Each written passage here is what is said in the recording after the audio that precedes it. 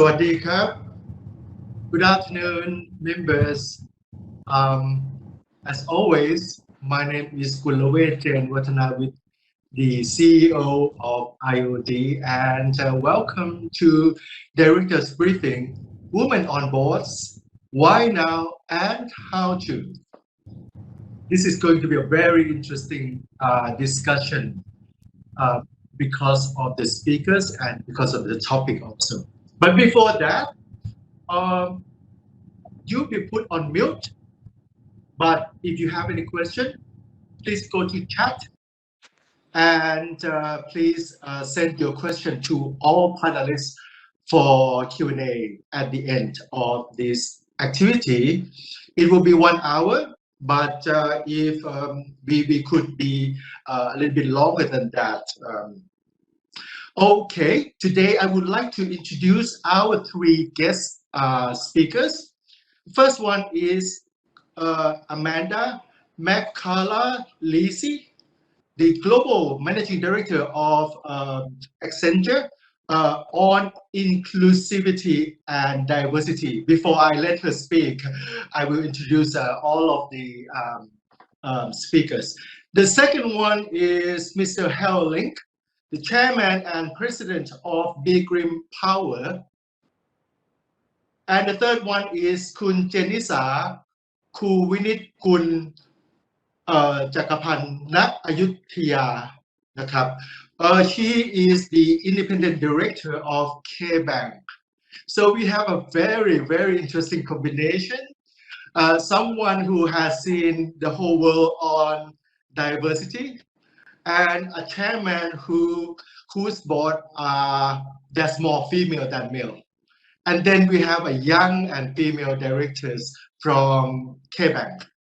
Okay, so this session, we will ask each of the speakers to talk in a casual manner for maybe 10 minutes. For some like Kun Harald or Kun Jainnisa, I'll be asking them too. So let's start from Kun Amanda. Can I call you Kun Amanda? You can. I'm delighted to be called that. Thank you. Kun Amanda, before you talk about diversity, about gender diversity, why does Accenture have this role, this Global Managing Director for inclusivity and diversity? It's a new role for me. Yeah, well, that's a great question, and it's a huge privilege to be in the role. Actually, I've spent my career living in 17 different countries around the world, and diversity and inclusion means something different in every single country. And so I'm so looking forward to this discussion and debate today. Because I know it's going to have a unique flavor in the Thailand context. But inclusion and diversity is absolutely core to Accenture's business strategy, because what we believe is that it makes us more innovative. And innovation is what our clients come to us for: diversity of thought, new ideas, technology, innovation. And we truly believe, and have actually seen in our own, in our company, that the more diversity we have, the more innovative we are. And we'll get into this in the discussion, the inclusion piece is as important, if not more important, than the diversity piece. So we actually say I and D, where many companies will say D and I, because we believe if you don't have that inclusive culture, then you don't get to reap the benefits of diversity. And that would be the same for board diversity too. We'll be diving into that. Okay, great. Good. Amanda, let me ask you. We hear people all around the world, especially this month, which is Women's Day, talk about diversity. And today, because we are IoT, we talk about the higher level of that, which is about the boardroom. But may I ask you, are we talking about something that is nice to have, or something that is a must to have? And if it's a must to have, is it a must to have now, or we can wait? Yeah, great question. So I look at this from 5 different perspectives. For many years, there has been great research, academic research, which has proven that companies that have greater diversity, including board diversity, have higher financial returns. And that's been proven time and time again. What's been interesting in my own journey is in Accenture, we committed to the goal of being 50% women. This is across, all levels in 2017. And when we committed to that externally, we asked our 50 top investors if they wanted to understand how we were going to achieve it. I thought a few of them would say yes, they were interested, but actually all of them did. And I spent 30 to 60 minutes with the investors explaining why this was important and what we were going to do. And what they told me, and this was back in 2017, is that they were making investment decisions including diversity of boards and companies. So if you don't care about this, your investors care about this. Then if you look at it from a customer perspective, and this will be contextual within a country, but what we know is that power of in excess of 50% of all spending decisions, whether you're talking about household expenditure or whether you're talking even more about increasingly about things like property, cars, etc., etc. And so even if you don't care about diversity, your customers or the customers of your clients are very diverse. And if you don't have the representation of your customers in your decision-making tables, that voice of your customers. The next point is around talent. If you restrict the pool of people that you're looking at, you are restricting the talent and you are potentially missing out on great talent that you could have at your board. But increasingly, young people are looking for diversity at the top when they are joining companies and starting their career. So you could be putting off people who would be good to join your company. And then finally, the point that I made around our own perspective at Accenture, which is about innovation. So I'm very limited in my ability as a pseudo neuroscientist on this, but increasingly neuroscientists agree that the female brain and the male brain operate differently. And, we are all on a continuum, right? So you could have a man who has a brain that is more wired towards female thinking. You could have a woman who's more geared towards a male brain, but we are all on a continuum. And what we see is that a typical female brain operates with greater connections from right to left brain, and the male brain operates more with connections going front to back. Now, that leads to different behaviors. And again, we're all on a spectrum, so I don't wish to overgeneralize. But the point is that we have seen that women are more prone to collaboration, to empathy, and we see that men are more prone to competition. Both of these are incredibly important in business. So it's not saying that one is better than another, but it's saying that the combination can be more powerful for your business. Now, with all this said, as I mentioned up front about culture, there's no point in having women on your board if you don't have a culture where you have open discussion, debate, and the ability for people to question. So the culture of your board is as important as the diversity of your board. We also have seen that when you have only one woman on your board, she is more likely to behave like the norm of the board. It's very hard to stand out when you are one of a group of 10 or 15. And so you do need at least 2 or 3 female board members before you'll see that female voice be properly represented. And then the last thing I would say is, as important as the board is, what we've seen in certain countries across Europe where we've had quotas for boards, we've seen that the companies that do really reap the benefits of that, that's because they have also had more diverse executive teams. So my strong counsel there is not to be just focused on the board, but also think about your top layer and where your day-to-day decisions are made. So there's a few things to start us off, and hopefully we'll get into some good questions and discussion and debate. Thank you, Kun Amanda. Let me summarize what you just said. Firstly, diversity leads to innovation. And I did not realize that female and male brain work differently until today. Okay. And then female's brain is more about empathy and collaboration. And it seems like you are saying much about having female on the board or on as a labor or executive is not the end of the game, it's the mean.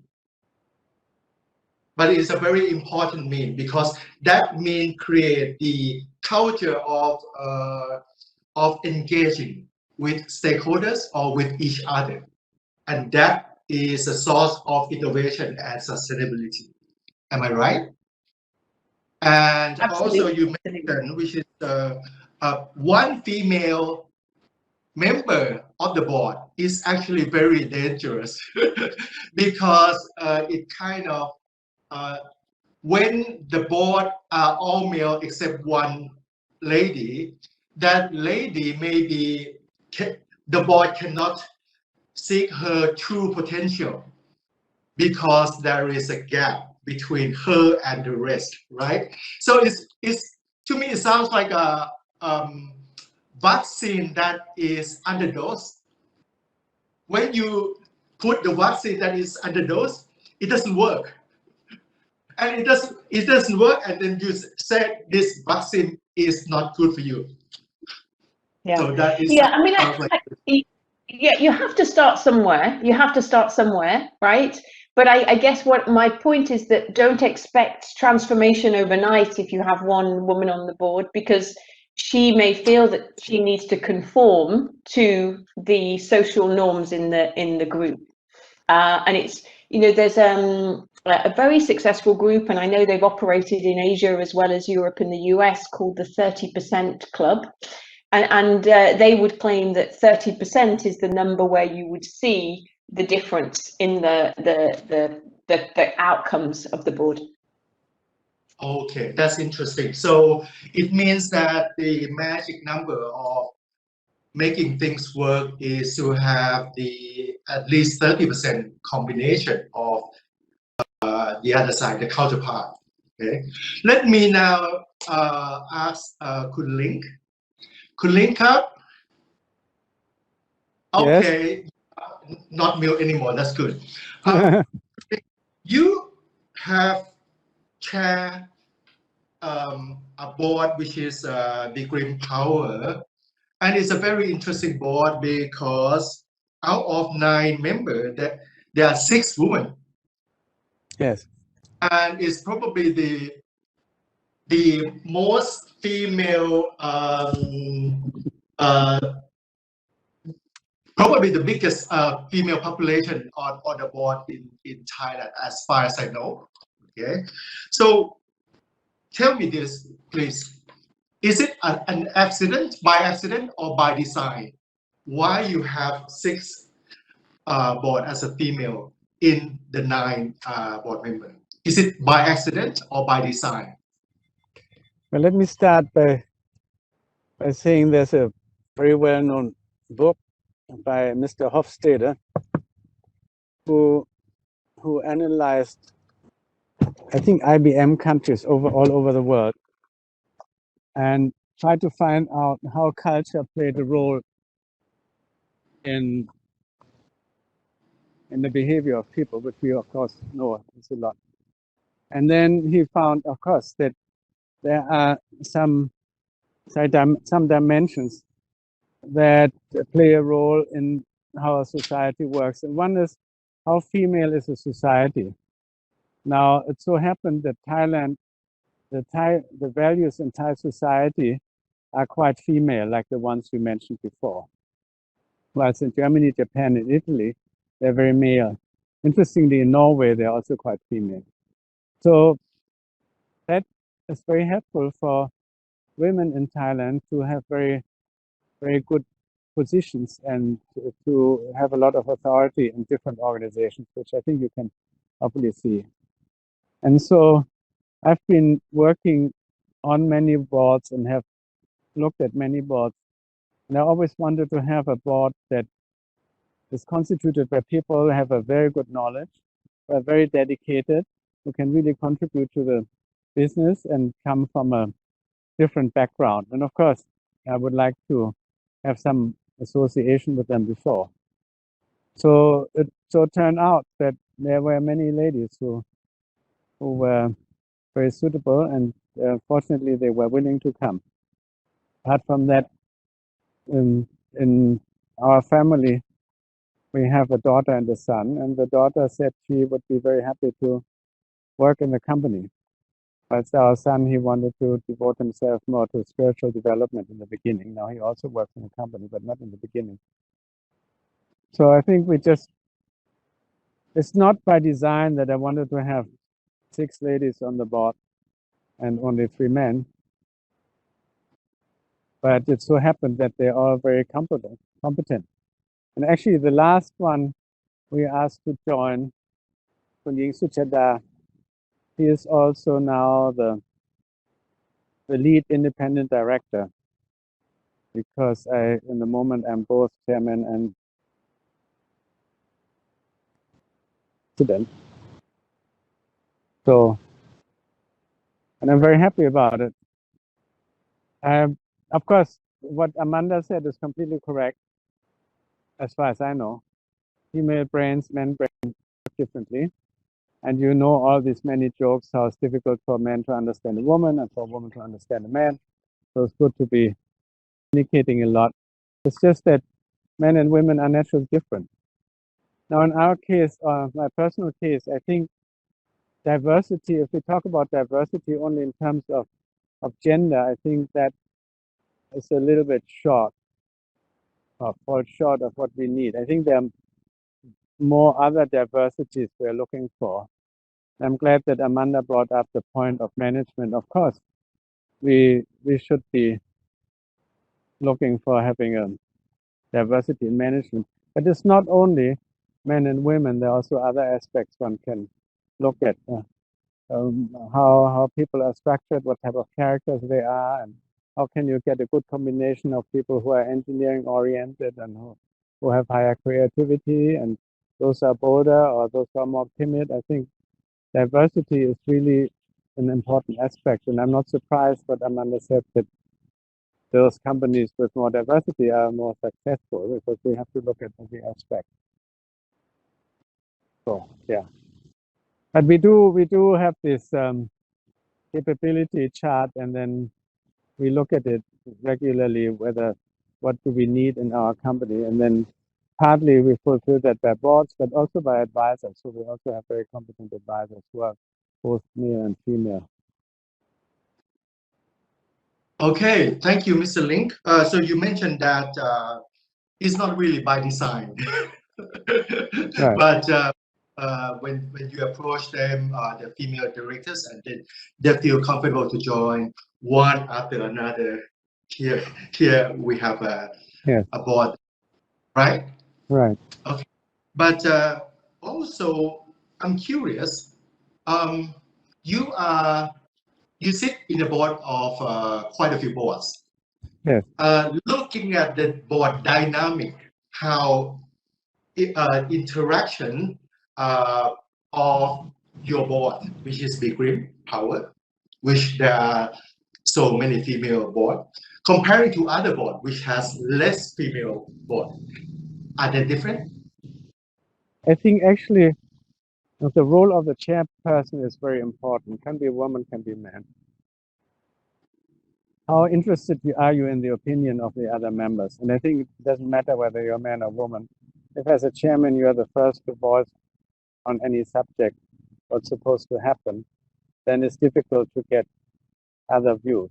So I think the chairperson has to be open and has to maybe be the last person to talk. And then think that there are, of course, different type of men, different type of women. So if you have women in your board who are leaders already, they already have a certain characteristic which is easy for men to deal with. So actually they are not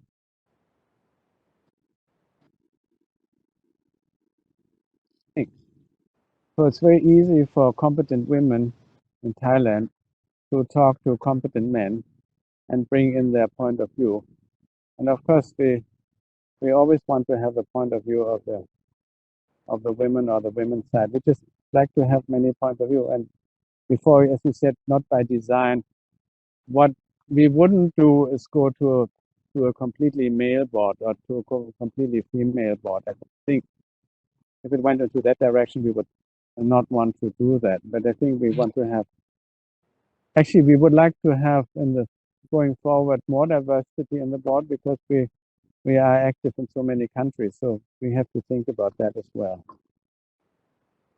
Thank you, Mr. Link. So you mentioned that role of the chairman is very important because it brings out the full potential of each directors, whether they are male or female.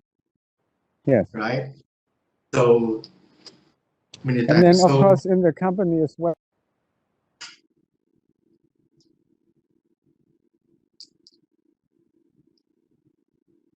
I think Mr. Link's signal is not that great. Just hold on.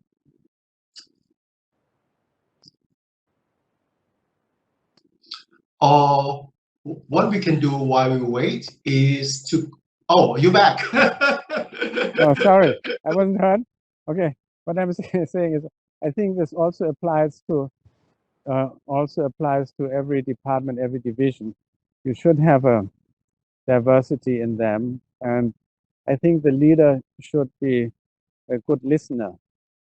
Actually, we do this mindfulness in organizations and the cross-national happiness in organizations where people should be happy to listen. So I think this is another aspect. If you have whoever the leader is, they have to be very good at listening. Okay. So it sounds to me, okay, so thank you, Mr. Link. It sounds to me like diversity itself is not number, it's a mindset. Yes.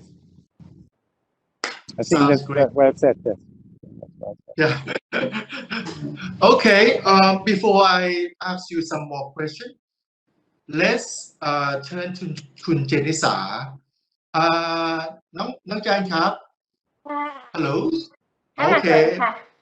Oh, hi. How are you? Very well, thank you. How are you?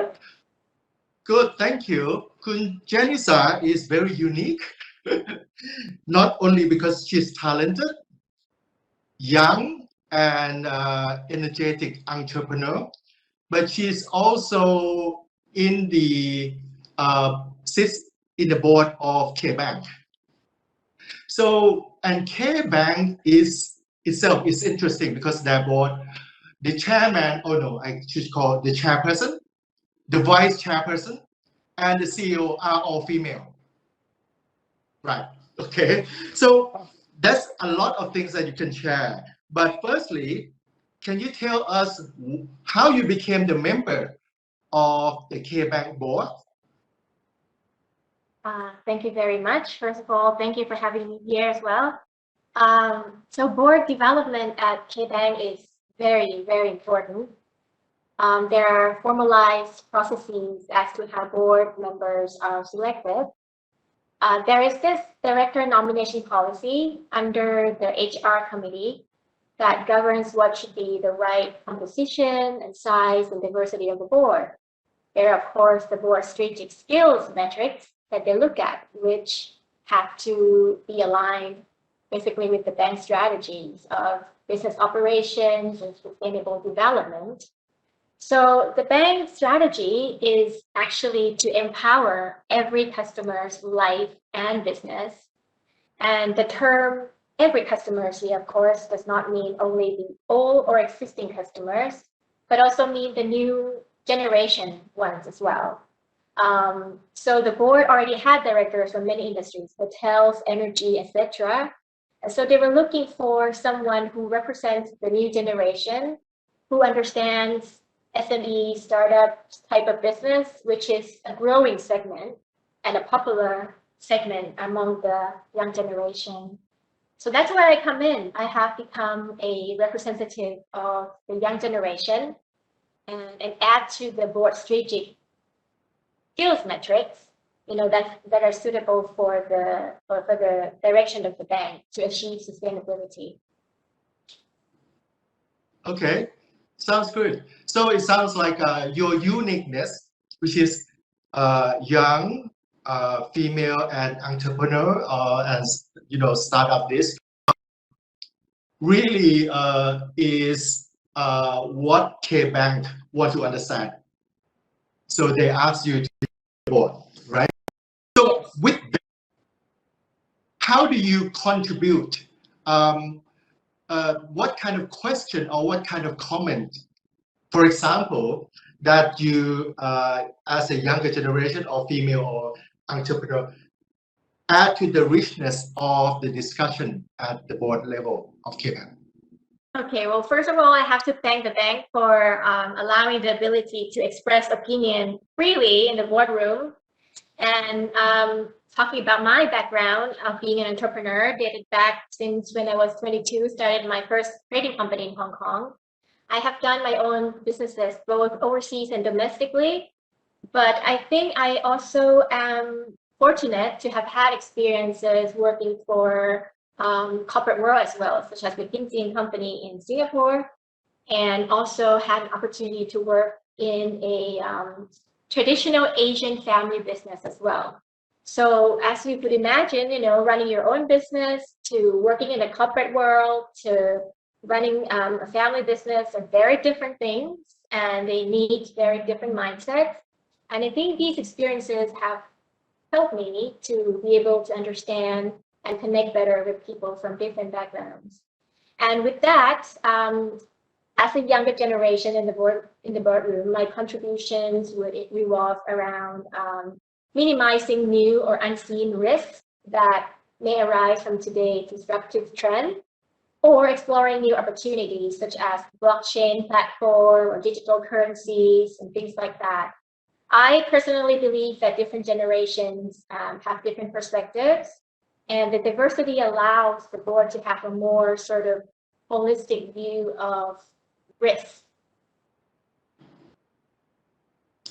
I like that. Holistic view of risk and opportunity.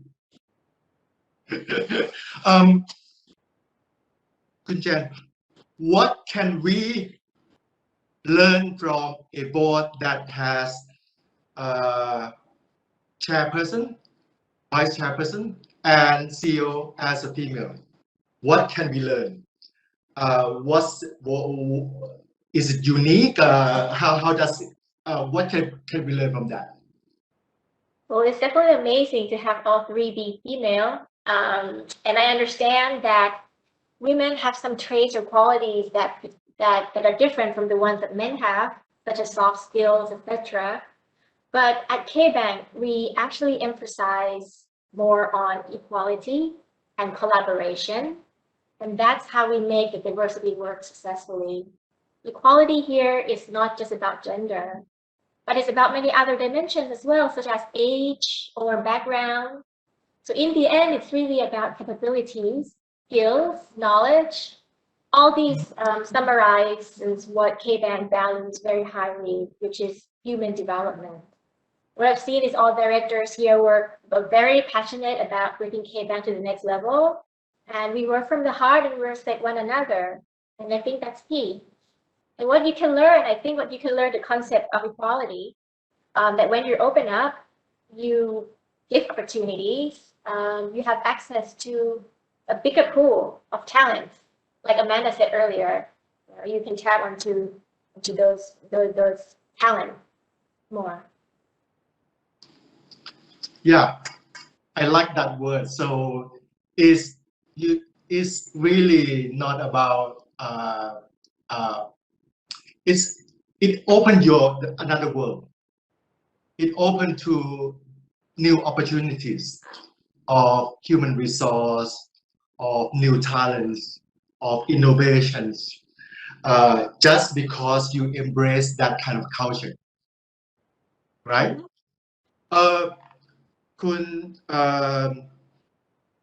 Let me kind of right now come back to Kun Amanda.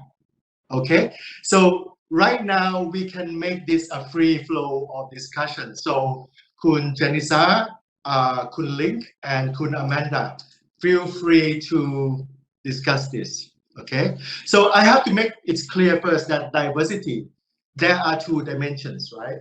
The first one is skill metrics, which is like a technical knowledge. And the second one is diversity as a social diversity, the age, gender, geographic. That is another one.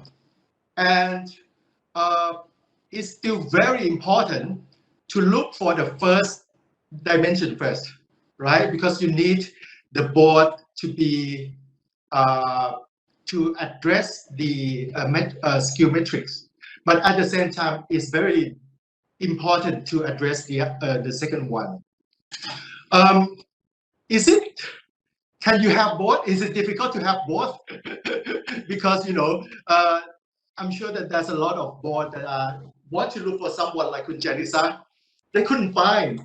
They want to find someone who's young, entrepreneur first, probably as a technical dimension of diversity, and then the gender as and also the age. Is it difficult to fulfill both? Kun Amanda, is it difficult? I think really intentional, and it needs to be a priority right from the top. So the board needs to be focused on diversity, the CEO needs to be focused on diversity. If it's not a priority, then it won't happen, because it does take effort to be intentional. I think it's important, for all of the things that have been discussed around having a look at the composition that you want your board to be, not only today, but looking longer term, and then thinking about the sorts of skills, experiences that you need. And when you look at it longer term, and make sure you've got some rotation, so maybe focus more on a length of time on the board versus an age, because if you have more rotation, it gives you more opportunities to keep bringing in new talent. And as everybody said, it isn't just about gender, it's about the neurodiversity, the different behavioral or the skills that you need, but also think about persons with disability, for example. Persons with disability, whether it's seen or unseen, disabilities represent more than 20% of the world's population, and 50% of us have somebody in our close family who has a disability. So again, this shouldn't be seen as a minority topic either. And at Accenture, we focus also on ethnicity, nationality, generational, and LGBTQ as well. So I think, looking at the whole lens of diversity will help as well in bringing in different thought patterns. I think somebody's got their hand up, actually. I don't know if we're able to have questions from the floor, but are we able to do that? Hold on, let me see. I can't see it from here because I am a low-tech person. So, is there anyone raising hand? Okay. Let's save the for the last. Okay, so Kun Link or Kun Jainnisa, what's your view? It sounds like everyone kind of think that it makes sense to have women on board, many women on board, but they seem to think that they don't make effort to do it. It's not the priority, it's not a must, it's not a must now. Who are you talking about? For whom is it not a must? Sorry? Why do we say it is not a must? We are saying that female diversity is important, but it's not urgent. Because Amanda's point is that you have to make it urgent. You have to make it priority. I think in Thailand it's easy because there's so many competent women, and the society is geared to have female values in the way we deal with each other. So I think for Thailand, it's the issue. Actually, let me bring up another issue. I think it's important that the board members have enough time, or they make enough time and have enough dedication for that company. Actually, maybe at B.Grimm we have always given equal chances, or maybe we have tended to value women in our management board anyway altogether. So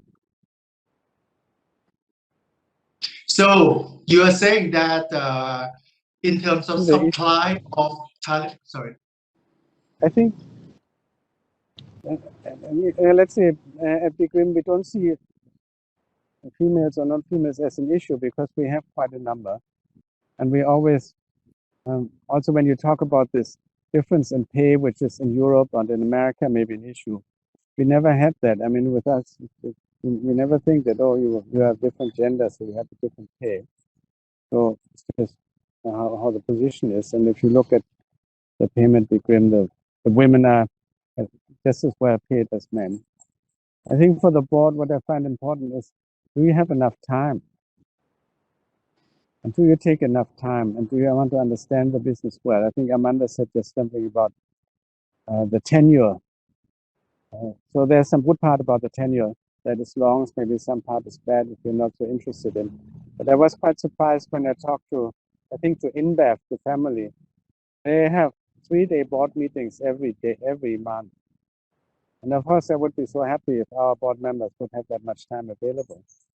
But I find that the very competent, good board members, of course, they have many other demands on their time. So I think that's another issue I would address when looking apart from competence or gender or for compatibility. I think how much time do you have for your board membership? Okay, thank you, Mr. Link. So it means in Thailand we still have lots of female talents. It's just how to bring them up to the board. And interestingly, I understand that at the CFO level, there are more female than male in Thailand. Yes, I'm sure. You know what? I just saw that Kun Kongkan, the chair lady of Kasikorn Bank, has raised her hand. So, hello. สวัสดีครับพี่ดองครับ Hello. Can we ask her to join? Is this like Clubhouse where we can ask people to join? Can you hear me? Yes. สวัสดีค่ะพี่น้อง Yes. Hello, Kun Ling and Hello, Amanda. พี่น้อง สวัสดีครับพี่น้อง สวัสดีครับ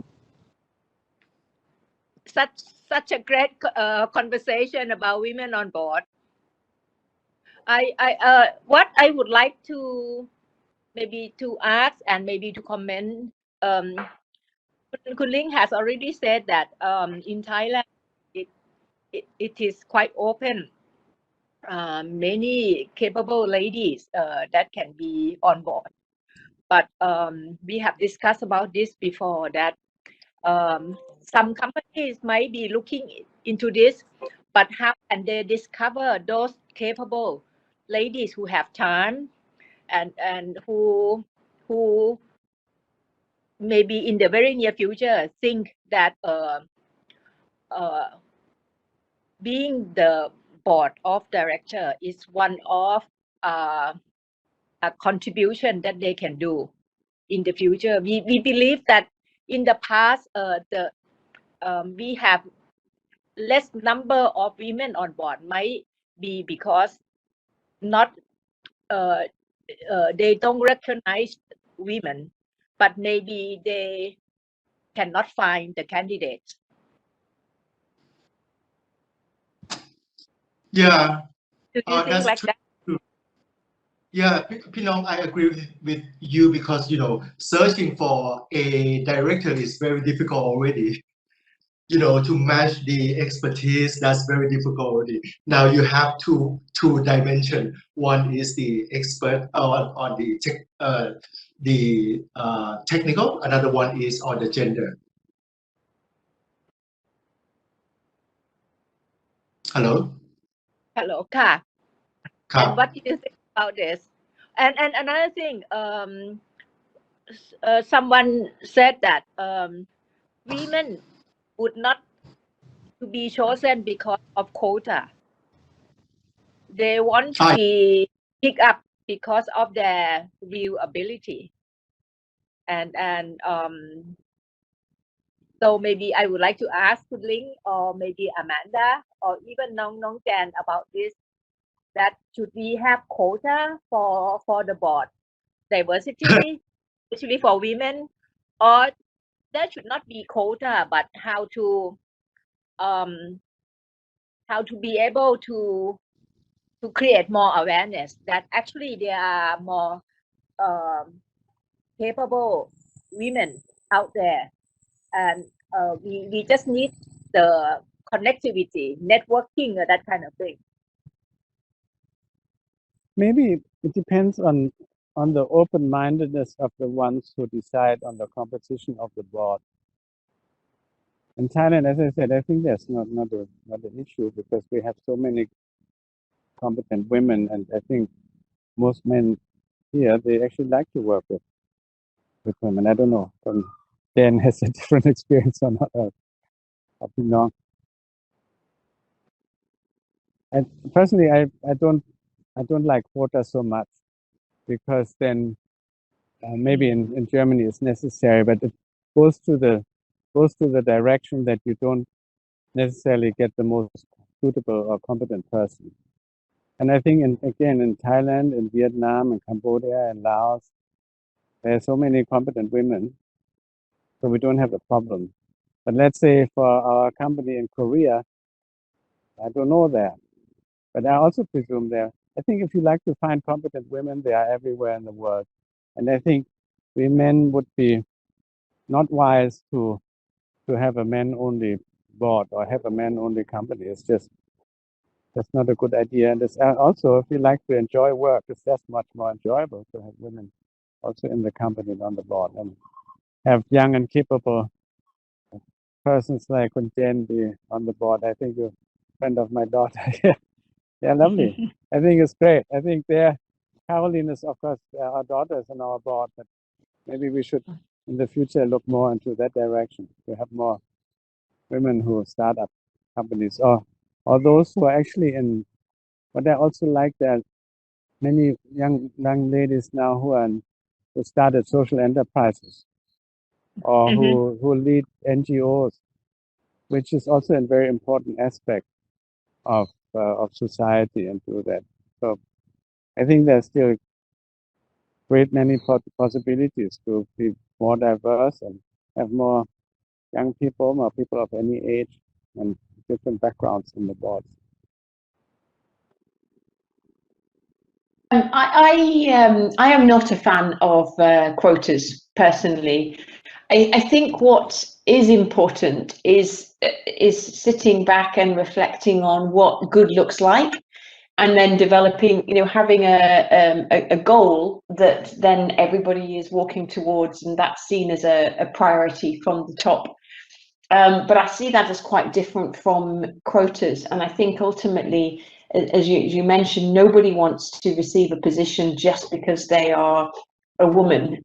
It's important that it's about the qualifications, the experience that you bring to a role. What we've seen in certain European countries where we've had quotas is that has not filtered down into the executive committee. And that's, that is problematic actually, because a board is not making the day-to-day operational decisions. And so I think, looking at it holistically across the company is really important. One of the things that we were talking about when we were preparing for this discussion was, is there an opportunity for women who are in leadership roles to play a role on boards in other companies? And could, this Institute of Director organization, help facilitate that? Because that actually builds skills for women as well, to have the opportunity to see things from another perspective. So if people are finding it difficult to identify talent for the board, maybe some cross-pollination across the companies that are joined here together could be an opportunity.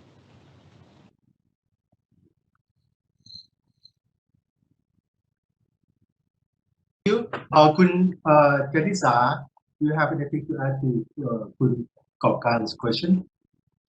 Yes, so I was thinking just about when I graduated from business school. So I went to Harvard Business School, and the business program, the admission office stated very clearly that they wanted to recruit younger women as young as possible compared to men. Why? Because they said that these women will be out of workforce in 10 years time, 20 years time, because they have family. And these women are very capable women, very competitive. But I was actually surprised to hear that too, that they work so hard all their lives to be where they are, that they at some point will leave the workforce. So I think it's not about it's the social norms that have influence on women being in the workforce and to grow into that board level. There are fewer of them, and so I think that explains why there are fewer female. It's not that they're not competent, but because they have responsibilities to raise a family, which is different from men, and that's a limitation that women are facing. Not saying quota or no quota, but I think that we should be open to, open up opportunity to see ones that are capable enough to fill the role based on skills and knowledge. Yeah, that's actually an appeal to society too. Yeah, that we look, how can women work and then have their children are well looked after. Yeah, that's tricky because it means society has to change their expectation too, because society might expect that it's a female that look after the family, but male can look after the family too. I think that's true as well. Yeah, that's true as well. Okay, so. May I add one thing? I do feel, obviously this last year has been very difficult for everybody around the world. But if I'm optimistic, one of the things I would say is the fact that we've had to work flexibly from home, and we've proven that is possible. I think that can open opportunities for women. I think again you have to be intentional, because I don't think it's good for any group to always be working from home and others in the office. But I don't think we're going back to 5 days a week, presenteeism, always needing to be in the office, which can create more opportunities and more balance. Okay, maybe new normal will bring new opportunity for female directors. Hopefully. Yeah, Kun Link, are you going to say anything? I said hopefully. I hope. Okay. Okay. Yeah. I just want to come back to this, Amanda. You brought this thing which is quite important. Is that in Thailand, I think majority of us do welcome diversity, but we don't make enough effort to make it happen. You know what I mean? We welcome, but welcoming and make effort to make it happen is two different things. Any advice from you? You know, you said that, okay, do the milestone, and we have to be 50-50 by what year? What else that have you seen all around the world? What technique that make this important and urgent and priorities? So I think it needs to be woven into the strategy. And so, you know, if it's a priority, it needs to be brought up and monitored. The results need to be monitored with the same rigor as other key priority metrics, such as revenue, for example. So, you know, it's not good enough just to say we want to be 30% women on the board, for example. You need to be looking at that frequently, and every opportunity you have to make a decision to rotate somebody, you need to look at that in the context of the goal that you've set yourself. We have found that publishing our goals externally has held all of us to account, and made us all more conscious that is something that we're striving towards. But I think it has to be in the top, however many priorities you have, and it needs to be, you know, looked at and discussed frequently, with the same frequency as your other business priorities. It has to come from the top. There's no easy answer, I'm afraid. There's no plug-in or silver bullet here. Okay. There is a question from the floor. Let me view that. I can't find the question. Because I am so low tech, so someone from IOD will text me the question because I can't do it from here. So we are saying that it should be priority.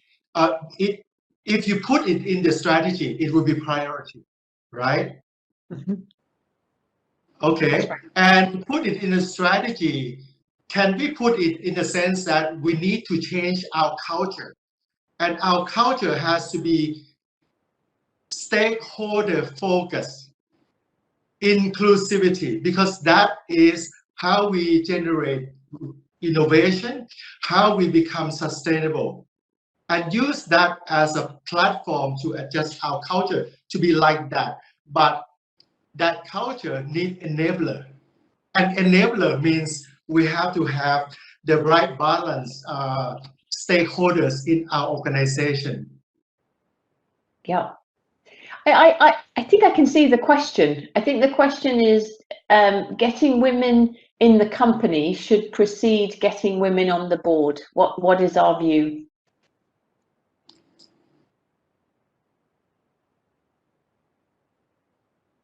Well, maybe if you don't have any women in the company, maybe you're not looking for women in the board if you run the organization. So probably goes hand in hand. Yeah, I would agree. Both are important, equally important. But we do know having role models at the top helps to build greater representation through all levels. You can't just focus on women in the company without having women at the top. Yeah. Agree. Amanda, you were talking earlier about the 30% rule, and it's quite tricky for a board that has only one female directors to kind of pull her best potential out.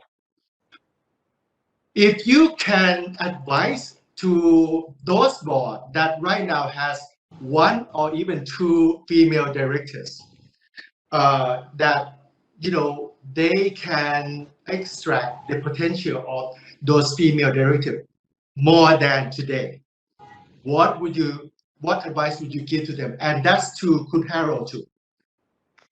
Yeah, I think we all have a perspective on this, but I loved also what Mr. Link mentioned about not speaking first, like allowing them to speak up first, and also actually making sure people come well prepared with a point of view, and maybe they possibly might need some support to make sure that they have that time and that they have the materials well in advance.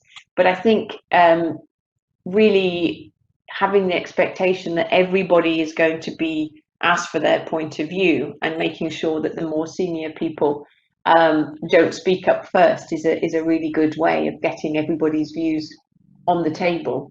And then it's about how you address conflict. How comfortable are you with conflict and debate, and how can you do that in a way that people feel valued for their perspective? Yes. Okay. And Kun Link, and if I were to ask one more question to Kun Link, as a chairman, do you engage with the female director different from the male director? Like there's a different approach, in the boardroom and outside the boardroom. How you bond with them, is it different between male and female? So 2 questions. Okay, the second one, I would say not consciously, but I think there's probably a lot of things that you do unconsciously, which is different with different people.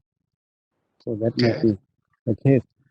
I was just thinking about another aspect. So sometimes you see in cultures that are very male that a woman to succeed and get higher positions and higher authority has to expose more male qualities. So it's kind of tough. Or let's say in an extreme case, you have to become a man to be a woman within a high position. And likewise, I think a man in Thailand that is completely fully German, fully male in all aspects, is probably also difficult to succeed in the Thai environment where there are many more female values that are of importance. So I think if a society wants to have more women in good positions, society also have to think of, does the society have the right values? Or have you seen lately in many places of the world where there's more violence and more violent behavior and more, that is not a very female type of behavior, in my point of view. So again, that's why I think maybe in Thailand it's so much easier to find competent women and put the women on board because they already have good positions.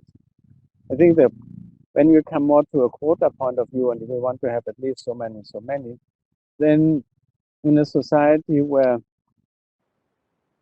it's important to display male attributes to become a high-level person, maybe you should not look for a high-level woman in any way, but look for just a woman who has all these female qualities. But maybe you look for an artist, or maybe you look for somebody who's still a woman. I think that if you're really serious about wanting to have female attributes in your board, depending on the country you are in, you have to really maybe dig deeper and thinking what you really want in your board, what type of qualities you want and why. So anyway, I think in Thailand we are kind of blessed with many competent women who, with their female qualities, are very successful in their professions, because in Thailand that's still a value. And I hope it will continue like this. I think Link just brought up the issue that I would like to hear from Kun Jainnisa and Kun Gopkan more, that talented women climbing up the ladder, do they have to work harder?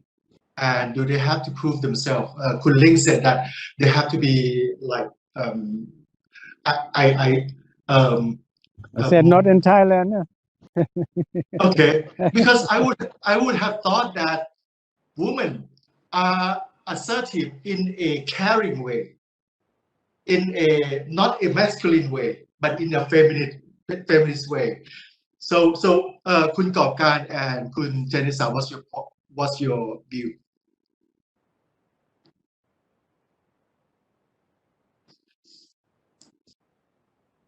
I'll let Pinong go first. Pinong,คะ? Well, what to say? I think for my case, and the ladies that I know of, I don't think we are female or male, but we if we know that this is our job, our mission, and we put our heart into the job and making sure that we achieve it, and we work from our heart, and then I think our ability will be discovered by the result. And so on the gender issue so I would say that inclusiveness is important, but then at the same time is the individual commitment that is also very important. And I think many of the Thai capable CEO or Thai capable ladies that you have mentioned, I think they work in that kind of thing, that they don't want just to say, I want to prove that I can do it, but they want to do it. If they have ability, they believe in the job, and they do their best. I'm not so sure whether I answered the question or not, but that's how I look at it. Yes, for me, personal experience when I started the company in Hong Kong as a Thai woman, it was not easy, and I think I actually got insulted in many ways for holding a Thai passport and being a woman. Back 15 years ago, when not many Thai women, worked professionally in a company there in Hong Kong. Today's different now, but back 15 years ago, I felt that yes, I had to work harder to prove that I am capable. But today, I think it's different, especially like when Ling said and Kun Gopkan said, in Thailand, women are more sort of accepted in many significant roles. And at the board at KBank itself, I also, like Kun Gopkan said, I know that there's a generalization about men and women being different in terms of behaviors and things. But when I look at various board meetings that we had, I realized there's no need to see them as male or female. Although certain generalization of each gender may sound logical, but I've seen enough exceptions to not draw that line. Some may say women are more attentive to details and men are more into big picture. But what I see at KBank is that despite the differences in behavior, all board members are deeply passionate about delivering what they can, with or without crisis. They're willing to put aside their differences for the best interest of the organization. And that, I think, is the strength of the KBank culture. Okay. Thank you, Kun Jainnisa. I just realized that we are running out of time. But there is another question from the audience. So let's take care of this question, and then we will go into the wrap-up session. Okay. The question is that I think female board member is working harder than male director since she is expected to take care of her family at the same time. What do you think?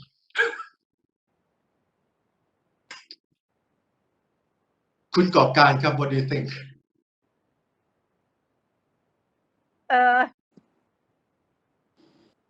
It can be, but I think we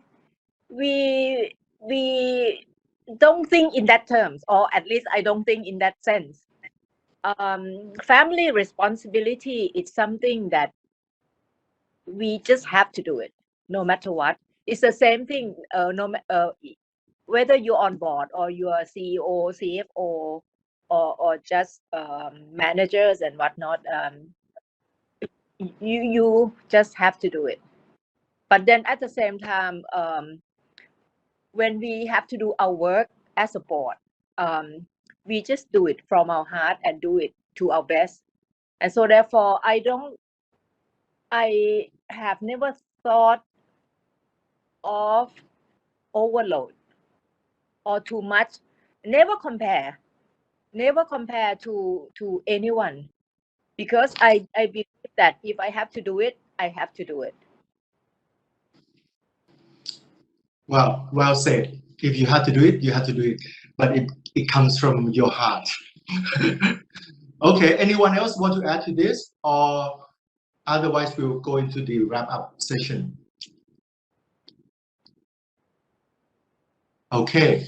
So Amanda, if there is one thing that you want, like a key message from you, what would that be for today? Can I just have two? The first one is... Oh, okay. We're allowed to have two. Bit quick. So, you know, to make it happen, it has to be a priority and woven into the strategy. But the culture is as important as the diversity. It's not about a tick box exercise. It has to be about getting the benefit from everyone working together. Okay, great. Kun Link? Well, what I noticed one time is that when I go into a room with any meeting, whether it is a management meeting or board meeting or so, and there are no women on the other side, then I notice it. But otherwise, if there are more women than men or there's mixed and so, I don't notice. So I think this is a great experience to have, that life in business is inclusive of men and women, and I hope that in those countries where they don't have this experience yet, that they will have it in the future, because it makes their life much richer and better. Okay, thank you, Kun Link. Kun Jainnisa, Yeah, I'd just like to say that I think we'll see more and more women on board. Now, you know, the statistics show that CFOs in Thailand, you know, outnumber, female CFO outnumber men's already. And I think a large number of these female are at executive level. One day they will grow to become the board level too. So, and it's in line with the global trend. And so we'll see more, and that's a good thing. Okay. Thank you, Kun Jainnisa. Kun Gopkan, do you want to add anything since you're here already?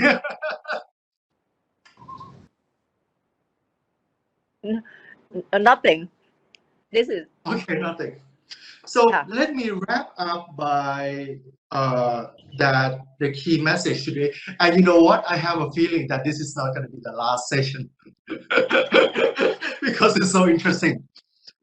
Is that diversity itself is not the end of the game. It's the mean to the end. And the end is sustainability through innovation, through empathy toward the stakeholders. Diversity is a mindset, not a number, and not tick the box. I think I heard this from both Kun Link and Amanda. And Kun Link also said that in Thailand, we can embrace this better than other countries, many other countries, because the supply of talented women are out there. Kun Jan said that collaboration is a culture, and collaboration takes inclusivity as the enabler. Amanda also said, make it a priority, put it in this as a strategy. If you want to have the culture that built to last, you have to have the culture that promote diversity. And Kun Gopkan said earlier, she said that boardroom should be gender blind. Should be gender blind. It's not about women, or it's not about man. It's about, it's about I think it's about the joy of commitment and working, and then achieve the result, whether you are a man or woman. So with that, I would like to thank Accenture for your kind collaboration, for your sending wonderful Amanda to share your wisdom with us. And I would like to thank Amanda, Kun Link, Kun Jainnisa, and also Kun Gopkan for joining us. It sounds like a clubhouse now. And thanks everyone for your participation, dear members. And thanks to our supporter, Indorama Venture Public Company Limited, for these activities. Our next activities are going to be on the March the 23rd at 4:30, roadmap and action plan for a post-pandemic world. I understand that we have a partner from Bain to talk on that one. And then Director Wifring, another one, introduction to PDPA and its awareness for organization, March 30th from 10 to 11 a.m. So for now, stay safe. Thank you and have a nice evening. ขอบคุณครับ